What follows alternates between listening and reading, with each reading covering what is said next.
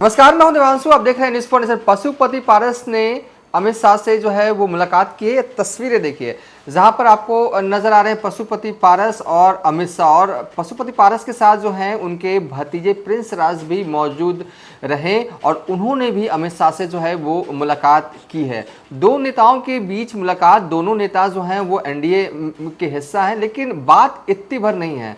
बात इतनी भर नहीं है कि गुलदस्ता लेकर पहुंचे हैं पशुपति पारस और गृह मंत्री अमित शाह से मुलाकात की है। ये मुलाकात ऐसे वक्त में हुई है, ऐसे नाजुक वक्त में हुई है जब चिराग पासवान जो है वो एनडीए में रहकर, या कहें कि केंद्र सरकार के कैबिनेट मंत्री होते हुए लगातार केंद्र सरकार के फैसलों के खिलाफ जो हैं वो बोल रहे हैं, वो आग्रह कर रहे हैं। हालांकि उनकी बातें जो है अब तक जो हैं वो मानी भी जा रही है, लेकिन कहा जा रहा है कि ये मुलाकात सामान्य मुलाकात नहीं है।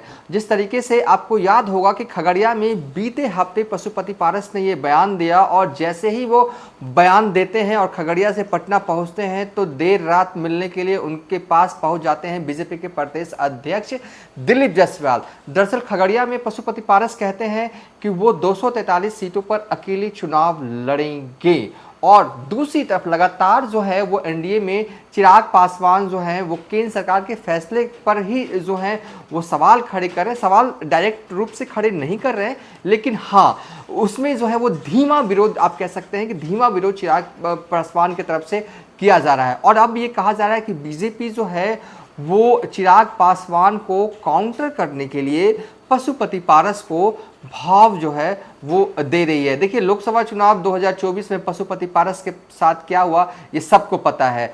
उनकी पार्टी को एक भी सीट जो है वो लोकसभा की नहीं दी गई। यहाँ तक कि पशुपति पारस जो हाजीपुर से सांसद थे उन्हें भी सीट नहीं दिया गया। पशुपति पारस जो है वो घूंट पीकर रह गए, लेकिन वो एनडीए में ही रहे।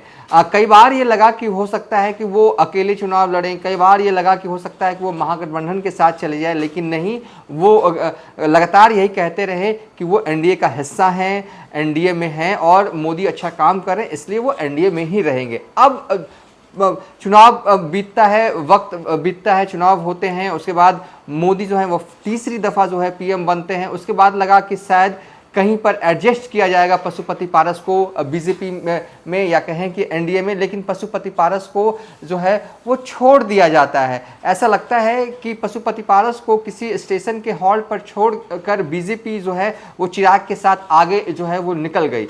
अब आता है तरारी, क्योंकि देखिए बिहार के 4 विधायक जो हैं वो बन गए हैं सांसद, सो वहाँ पर उपचुनाव होने हैं। हालांकि चुनाव आयोग की तरफ से अभी डेट का अनाउंसमेंट जो है वो नहीं हुआ है, और तरारी में भी चुनाव होने, क्योंकि तरारी के जो विधायक हैं सुदामा प्रसाद वो बन गए हैं सांसद। तो ऐसे में वहाँ पर चुनाव होने हैं और तरारी सीट मांग रही थे पशुपति पारस अपने लिए, सुनील पांडे के लिए। लगातार मांग जो है उनकी पार्टी की तरफ से की जा रही है।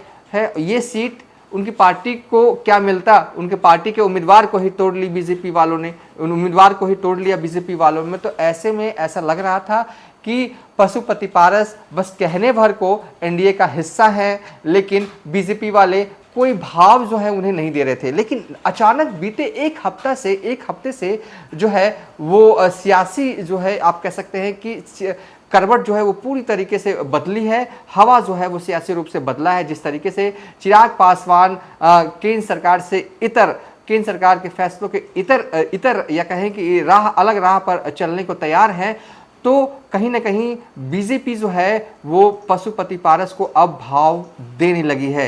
इसी कड़ी में पशुपति पारस की मुलाकात दिलीप जायसवाल से होती है, और आज ये तस्वीरें आप देख रहे हैं अमित शाह के साथ, जहां पर अमित शाह से मिल रहे हैं पशुपति पारस। अमित शाह से भले ही कहने को ये शिष्टाचार मुलाकात रही होगी, लेकिन ये ऐसे वक्त में मुलाकात होगी। ये तस्वीरें देखकर चिराग पासवान बड़े मायूस हुए होंगे, बड़े उदास हुए होंगे, क्योंकि कहीं ना कहीं बीजेपी वाले जो हैं एक बार फिर से जो है वो चाचा को भाव दे रहे हैं। अगर चाचा को भाव दिया जाता है तो कहीं ना कहीं उन चिराग पासवान के हिस्से से ही कुछ कटने वाला है। फिलहाल अभी तक के लिए इतना ही। आप देखते रहिए न्यूज़ फॉर नेशन।